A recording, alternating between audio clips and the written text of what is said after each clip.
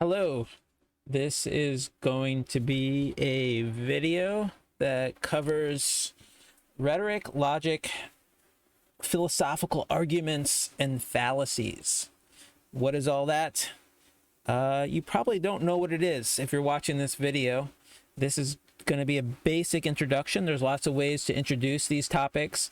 I've chosen one way to start the discussion, and there's lots of disagreement. So some of the things I might say, other people might disagree with. This is opening conversation. I'm going to try to move pretty quickly, and because I want to cover a lot of ground, to get things as quickly as possible into your head. So that's just a little warning that, everything changes, and some of the things I say today, in a week, I might say, I think I would say it differently now. All right. So with that, we will start. We're going to start with the term critical thinking.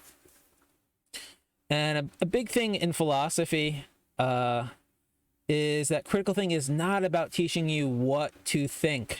We're not trying to put ideas in your head. We're trying to teach you how to think, how to form well-structured arguments that are persuasive, right? And if we all can do that, we can have a better debate. So also there's that word critical, which has shown up a lot in the news in various ways. And it's a term that isn't entirely understood, at least the history of the term. It does have a ancient Greek etymology, kritikos or krites, which was a term for judging or judge. So it's about evaluating. And often in any sort of critical discipline, you evaluate not from outside but from within, right? And that becomes important because the idea is to make things better. We evaluate and judge in order to improve and make things better. All right, I want to bring us back to ancient Greek philosophy. I want to compose a little story, a narrative that can allow us to frame rhetoric and logic and make some distinctions and see differences and see how they work together. So we're going to go back to Socrates, the ancient Greek philosopher from the city-state of Athens. And I've listed some dates up here on the slide. And there's the tilde. Why? Because, we don't know exact dates for things that happened so long ago. So all these dates that I'm putting up here can be questioned, and there's arguments to shift them, a few years this way or that way. Okay, so Socrates never wrote anything down as far as we know, and he never started an official school. And there were schools back then that people started, or classes, and much more official. Socrates was informal. He liked to go down to the center of town. A place called the Agora was one of his favorite places. It's a central part of any sort of city-state back then. The marketplace is there. Lots of people are going to have to go buy stuff. Everybody's going to be coming through. It was just a great place to run into people. And he wanted to run into people because he wanted to have conversations. He wanted to talk to people, especially people who appeared to have some expertise about some of the most important questions and things in life. So Socrates is down there, and he's searching for what beauty is, what justice is, what knowledge is, what we mean by the good, and ultimately he's looking for truth. He's on a quest for truth. Okay, so I said he didn't start an official school. There are people who did start schools, who traveled around, who charged money for their classes. In fact, if you were going to call me anything, you'd probably say that I am a sophist, because I teach and I get paid to teach. So Sophists traveled. The most famous ones would travel around city to city. When a famous sophist came to town, everybody would try to get in that class. It would be expensive, and the better your reputation, the more you could charge. And what was taught in those classes? Well, people are paying good money. They want to get good results. And one of the things that was taught in these classes was how to win arguments and debates, regardless of the position that you're arguing, right? We do this in law school, right? People come in, and when you get trained to be a lawyer, you need to be able to be good at arguing either side, right? Prosecution or defense. So this is sort of what you would learn in a school taught by a sophist. Socrates disliked, he did not like sophists, and the feeling is mutual. Why did Socrates not like sophists? Well, he had a few reasons, and I picked out 3. One is that sophists claim to have wisdom, right? If you're going to start a school, you're going to charge money, it's because you know something, and you can impart that knowledge onto your student. And Socrates found that sophists, who are named after the word sophos, which was the ancient Greek word for wisdom, did not actually know what they claimed to know. And actually, with all the different experts that Socrates talks to, he gets into a conversation, he starts to question them, he asks them to define things, and he always finds problems. It always turns out that what people think they know, they don't know as well as they think. So, fraud, right? Claim to have something that you actually don't have. Socrates also didn't like sophists because they charged money for their classes, and Socrates thought that knowledge and truth is something that everybody has a right to have, right? You shouldn't just be able to get the truth if you're rich. It's like something that you also need to survive, right? It's like oxygen, it's like air. Without it, Socrates thought you wouldn't be able to make good decisions, and in ignorance, everything falls apart. So he was upset about that. He didn't charge people who came down to listen to him speak, and there was a large crowd as Socrates became more well known that would come and want to hear Socrates' conversations.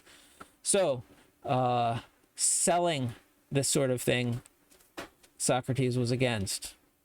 And finally, the sophists taught people to win arguments. So winning became more important than the truth, than what was actually right. So that was something that Socrates definitely did not like and angered him, because for Socrates, all that mattered was the truth. It wasn't about winning. It was about trying to reveal the truth. Okay.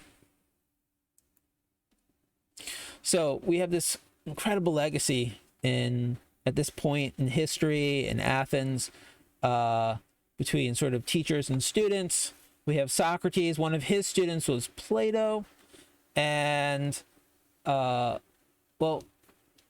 hopefully at some point you'll learn more about Socrates, but he eventually actually gets in big trouble, and he gets accused of various crimes. He goes to court and has to give a defense, which actually we have sort of like court transcripts almost of what happened in that court battle.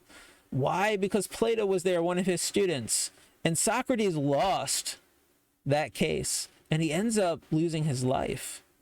And I already said before, Socrates didn't really write anything down. Why? Because books were not where he thought you would ultimately find wisdom and truth and knowledge. Because a book, if you asked it a question or tried to test it, it couldn't speak back to you, right? He needed that back and forth. That back and forth for him is sort of testing. That is the only way to get to truth. So he was very suspicious of books and didn't write anything down. And when he actually loses his life, Plato, I think, has a crisis, right? Because he had learned so much from Socrates. It could all be lost with Socrates gone. So he starts to write down in dialogue form, we think, many of the actual sort of conversations that Socrates had. And so that's how we have this court case, the argument that Socrates makes in court. So Plato starts writing down these dialogues, and then he opens up his own school, and it becomes very famous. One of the I think it's the longest running school in history. I'm doing an on the fly edit here. I don't know what happened there. Okay. And so Plato opens up a school. Aristotle, who's actually not originally from Athens, he's from Macedonia. His parents died. His uncle takes care of him. His uncle realizes this guy needs to go to school. He sends him to Athens. He ends up going to the academy and becomes Plato's greatest student. And but he doesn't end up taking over the academy when Plato dies, because he's not really a Platonist. He has his own ideas. And so after a period, he leaves for a period Athens. He comes back. He does open up a school called the Lyceum, and teaches many students of his own, is just as influential in ancient thought and today. Okay, so we have this connection between Socrates, Plato, and Aristotle. We have Socrates, who despises the Sophists. We have Plato, who also despises the Sophists. But Aristotle does not despise the Sophists. He realizes that Socrates lost his life. And he lost his life because he sought the truth, right? And he did not care about being persuasive, about winning. And so he maybe had the better argument in court, but it didn't matter because the other side won. So Aristotle realizes that it's not enough to have a truthful conclusion or have access to know something. You also have to be able to defend it. So Aristotle is the first one to create this new area called rhetoric, which is about being persuasive, being able to defend the truth, not just reveal it, but defend it. And okay, so now we have rhetoric and we have logic side by side. Rhetoric being about effective communication. It means that language is a tool. It's instrumental. We use it to convince others. All right. There's a problem here. And if you become completely instrumental in that you're willing to do whatever you need to do to reach some sort of goal to persuade the other side, then you might start using tools that others might not be so happy about. Like you might use deception or you might use manipulation. So there does seem in rhetoric to be a boundary where if you use certain tools, it's considered to be, part of defending your side of the argument. Whereas if you cross that line, you're doing something that maybe you shouldn't do. And we're going to talk more about that. Some etymology. The word rhetoric comes from rhesis, which was the word for speech. And that ick part at the end shows up a lot, and it comes from this word techne, which is an ancient Greek word for art or craft. So it's sort of like the art or craft of speaking effectively. And you can study rhetoric. A lot of people do. Politicians study rhetoric. Teachers, professors study rhetoric. Lawyers study rhetoric. It's important to be able to make a persuasive argument, to speak persuasively. Logic, if we were to sort of try to capture it, you might say true and rational thought. And its main concern is truth and how to reach a truthful conclusion and the structure of our thought itself. And that what qualifies as a solid structure versus one that has issues. Okay, we're trying to be in logic reasonable, rational thought. And the word logic comes from the word logos and the word techne. The word logos is a really cool word because it's self-reflexive. It's sort of the word for word, to put things into word, to give an account, to make something, and by putting in language, to make it something understandable, thinkable. So very interesting word, logos. And we might say here that logic is like the study of the laws of rational thought. Okay, this next part I am taking from an online resource that I highly recommend that you go check out. It's the Purdue OWL, and OWL stands for Online Writing, L, what's the L? Learning, something like that. Google it, go check it out. It's a really good site. There's a lot of great sites on the internet to help you improve your thinking, improve your writing, and this is one of them. So on the site, they talk about how to effectively present an argument, and they give 3 methods, and I just want to quickly touch on those. The first is the Toulmin method, from Stephen Toulmin, a philosopher, and who did a lot of writing about sort of how to make arguments in ethics. And this was his method, his system. And it's very architectural. You can see from the language is about building something. It's building something really solid with connections, and that's not going to fall over on you. So he starts with a thesis, your claim.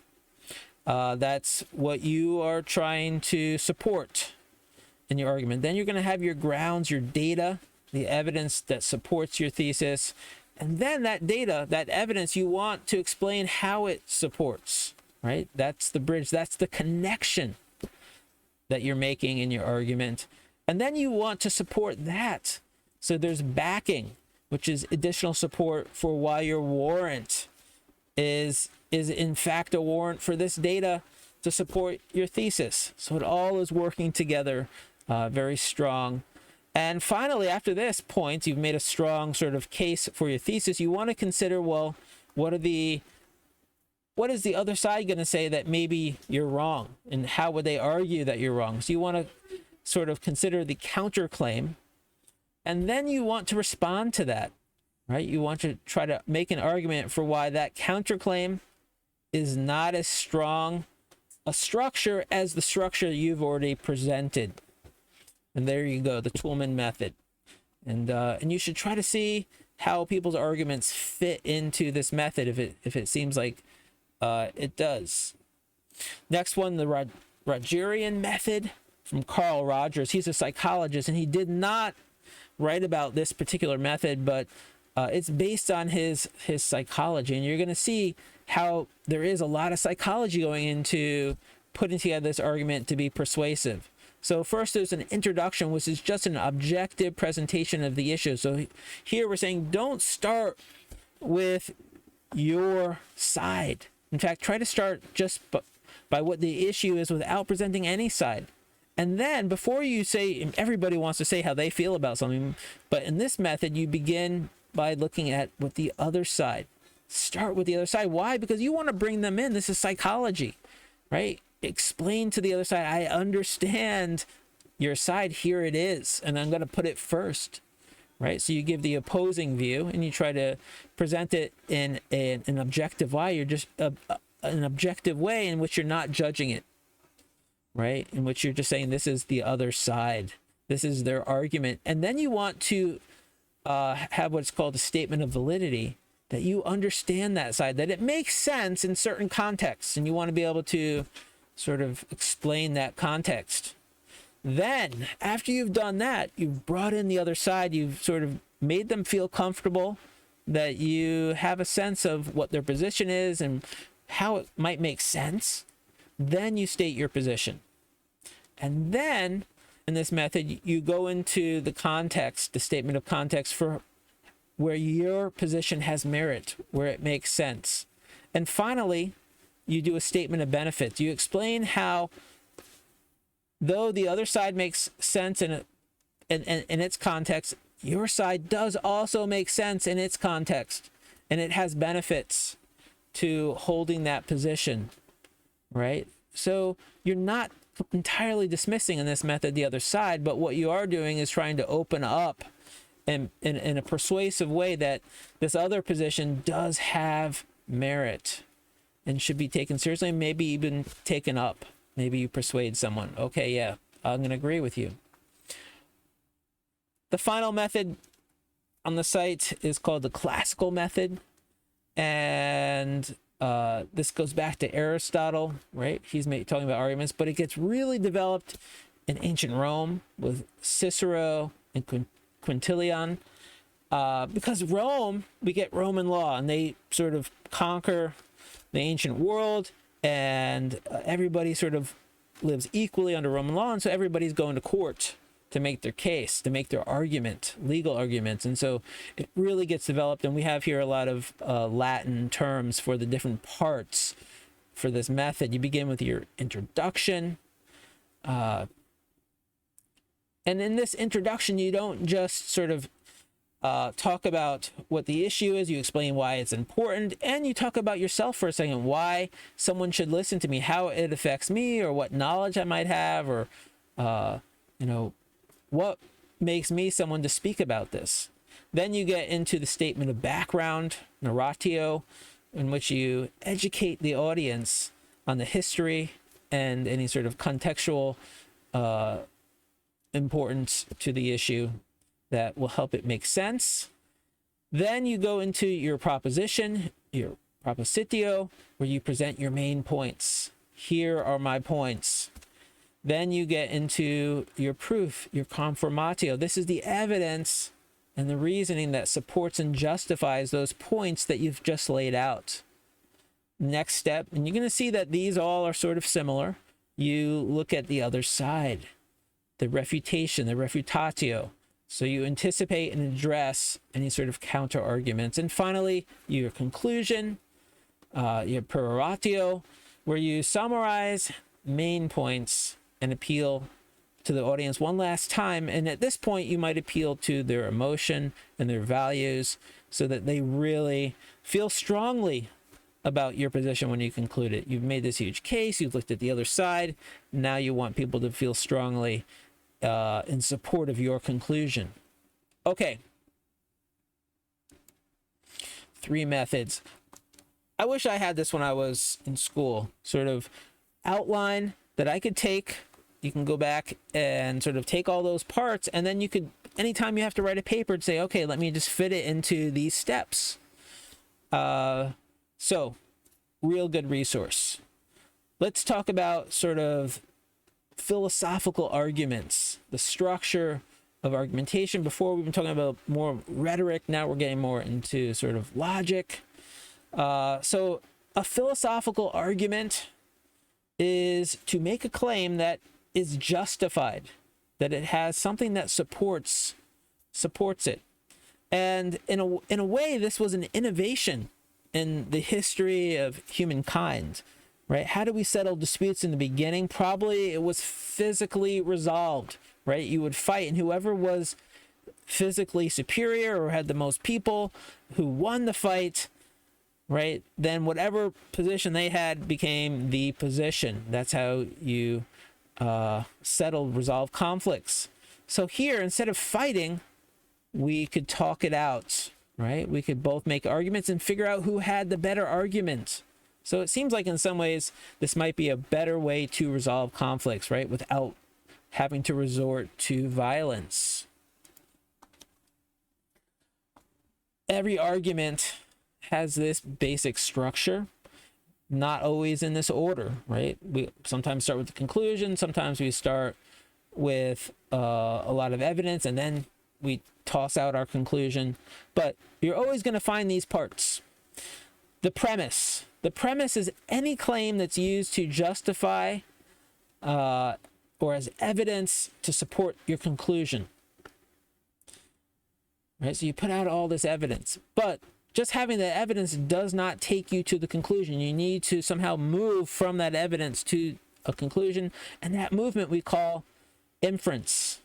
Right? And inference is a movement in the mind. It's a leap in thought from one thing to the other. It's our thinking. So we make inferences, and from our inferences we get to our conclusion, right? A claim that is inferred from the supporting evidence. And sometimes in an argument we go through a bunch of different steps. we have sort of temporary or transitory conclusions on the way to a final conclusion. So we have a whole sort of, we can actually sort of read somebody's argument and try to map it out how it works. And finally, I have on here a vocab word, enthymeme.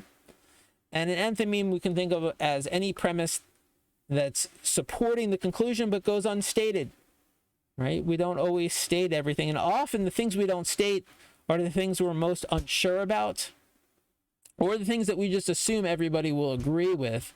And so it doesn't need to go stated. And those things often are the very things we need to actually take a closer look at, right? When we make assumptions, we get into trouble. So let's move on to looking a little bit more closely at premise, the premise of an argument, the premises, each claim that's supporting it. If you're going to have a good argument, a strong argument, you want to have a strong premise. And that means your arguments are going to be based on a lot of facts, true claims about the world, and a lot of principles, rules about the world that are true, that apply to the world. So we look for facts and principles when we look at someone's premises. What are the facts you're giving me? And what principles are you relying on? Things that sort of govern. And when we talk about principles, it's not just sort of like scientific laws. Anything that sort of governs a whole category of things is a principle. So a definition is a principle, right? This word means this is going to be maybe a part of somebody's argument if they want to establish that something falls into, should be called that, right? We want to know what the definition is, and then we see if that particular item fits the definition. So facts and principles. And the conclusion, right, is inferred. And there's different types of inference. This is very basic, but deduction and induction are two different types of inference. In deduction, right, an inference provides certainty, right? When we make a deductive inference, we know that the conclusion must be true. Whereas if we make an inductive inference, right, that sort of process of thought supports a conclusion that's likely true, right? So we go from, in deduction, necessity, it necessarily is true, to induction, that sort of thinking where we're just showing probability. It's likely true. It's probably true. Again, much more to do in this. This is an introduction, just sort of throwing words out there so that you now are more familiar with them. Okay, here is one of the most famous arguments. It comes from Aristotle. It's called a syllogism because it has three parts. The first two parts are the premises.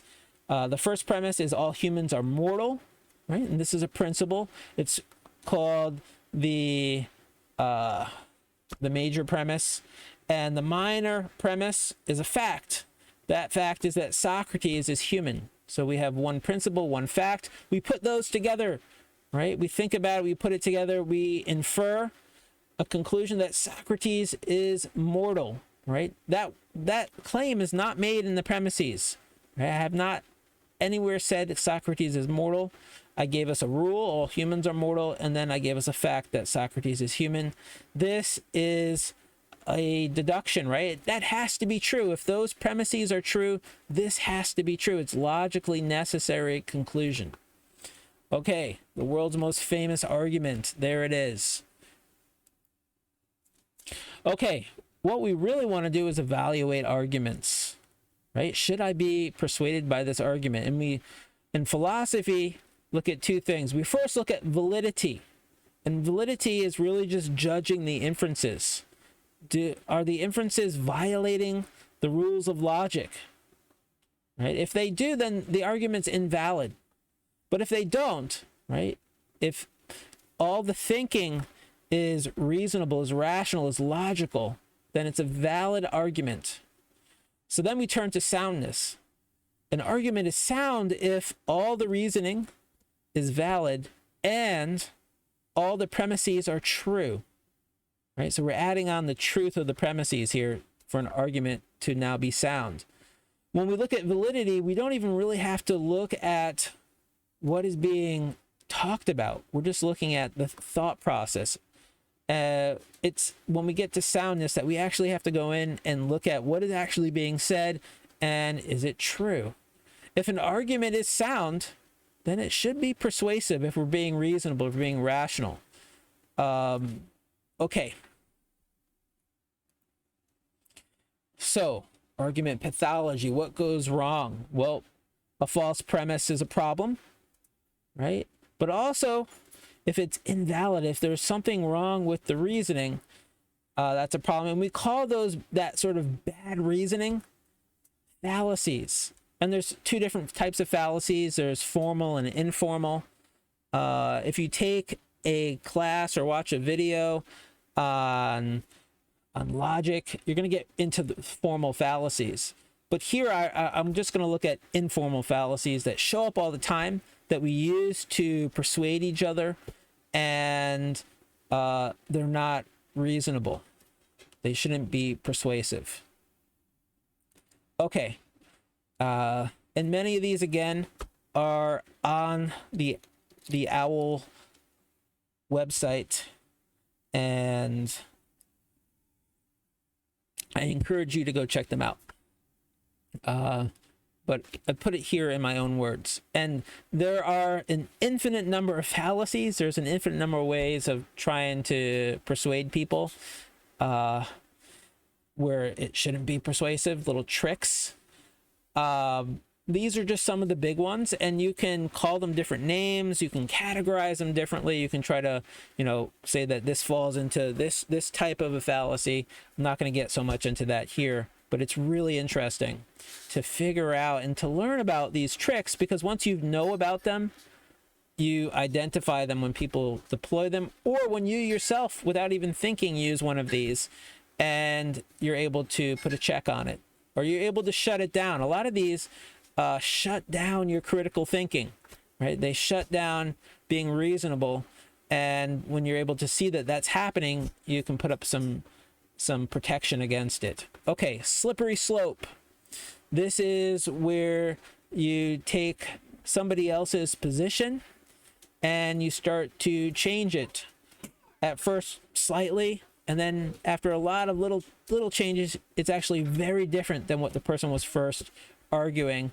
And now when you attack that new position, it's usually so radical that it's easy to argue against it, and but it's not what we were really talking about. Okay, hasty generalization. This is a important fallacy that gets thrown around.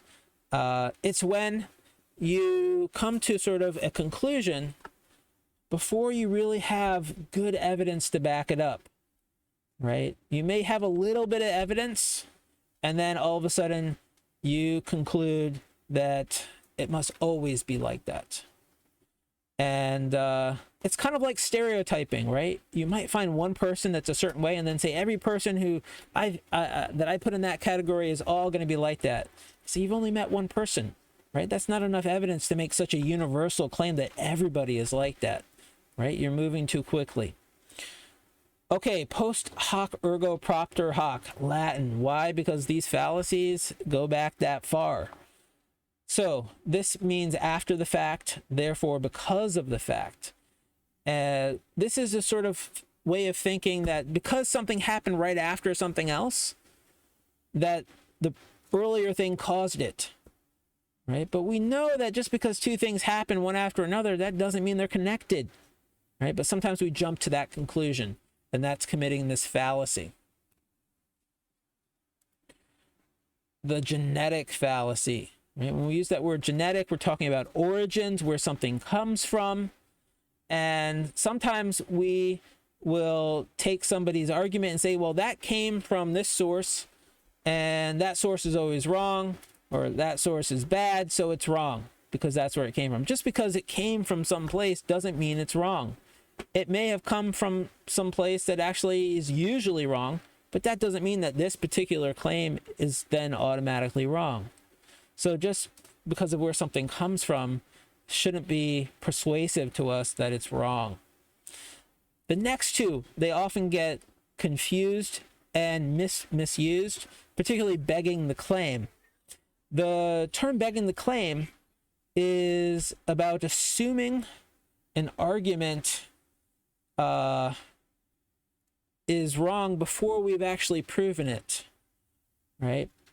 And how do we assume it? Well, we throw little things into our premises that paint it as already being wrong or right, right? So often it happens in terms of how we describe something. We might describe it in a really positive way, using sort of this great idea, or we might paint it in our premises as, well, we do have the really poor or bad idea, and without first showing what the idea is and then what about it is bad, you're already painting it as bad. So you, in begging the claim, you push someone to a certain conclusion using your language, how you describe something, without actually proving it. Circular argument, similar in that you're trying to push someone to a conclusion before you've gotten to it, but in the circular argument, you actually just assume the conclusion in your premises, sometimes as an enthymeme, as unstated. But when you really unpack what is the evidence here that you're relying on for your conclusion, it turns out that you are relying on the conclusion itself to be true as a true premise. And so that's a problem. You don't want to assume what you're trying to prove. Okay, some more. I'm going fast. The either or fallacy, which also is sometimes called the black and white fallacy or the false dilemma. In this fallacy, you present the person you're debating or you're trying to persuade two options. You say it's either this option or that option. What are you going to take? And usually one of the options is horrible. So you're forced to choose that other one that maybe you don't want to choose, but it's not as bad as the other. The problem with this fallacy is there's often more than two options. So by just trying to restrict someone to just those two options, you're trying to push them to your conclusion without proving that that actually, in fact, is the best conclusion. Okay, and we do this all the time. We give people ultimatums and to try to persuade them. Okay, ad hominem, another more Latin. Ad means against or an appeal to, and hominem is a person. So here, when you're trying to debate whether something's true or the best or, some sort of argument, instead of actually trying to support that statement, you attack the other person, right? You start to talk about how they're a bad person, and that might be true, might not be true, but it doesn't mean that whatever they're talking about is true or false. So it's a way of sort of deflecting the actual topic to the person you're arguing against. And we see this happen all the time in politics and political debates. They start just attacking each other instead of actually debating the issues. All right, next is ad populum. And here populum means sort of the majority, an appeal to the majority.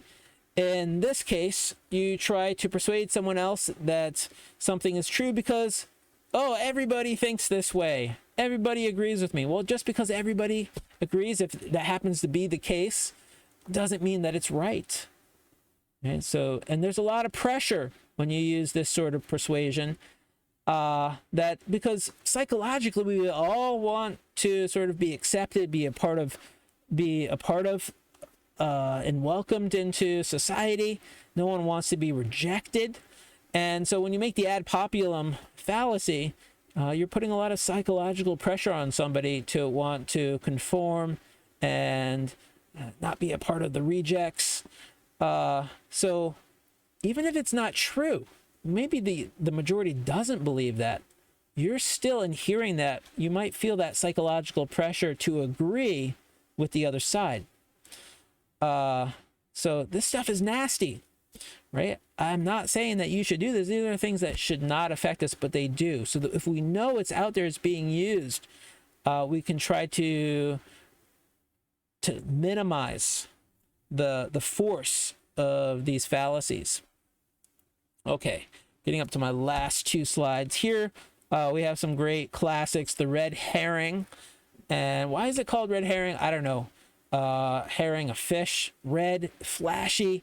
This is the distraction instrument, right? You're losing an argument, create a distraction, make them look over at something else that maybe will get them really upset and emotional, stop being so critical and rational in trying to figure out what's right or wrong. And perhaps you can use this distraction to persuade them to, in the end, just agree with you. Okay, straw man. A straw man fallacy is when you take somebody's argument and you change it. So it's a little bit like slippery slope, but you don't necessarily have to do it slowly to get to this new sort of position. Instead, you can just, usually in straw man, the other person's not there, so you can just paint it any way you want, and you can make it an easily attackable argument or position for the other side. So the straw man can't really fight back and is a pretty easy opponent to beat. So straw man fallacy, you got to be careful when someone says, well, this is what the other side thinks. They're often twisting it and changing what the other side thinks so that it's really easy to attack. And here, this next one, this one I think is just absolutely devastating sometimes, moral equivalence. This is where you try to associate the other person or their claim they made with something that's really usually horrible or sometimes good, in order to sort of get the person on some sort of basic level to either want to agree with it or not want to agree with it, right? And all they have to do is say it, and you've processed that connection. You've now connected in your brain that position with whatever it's been connected to. Hitler is often used here. This is, that person's like Hitler. All of a sudden, that person now in your head, you've connected those two. You've had to process that language. Those two are connected. Now you've got a bad taste in your mouth at some level when you think about that position or that person.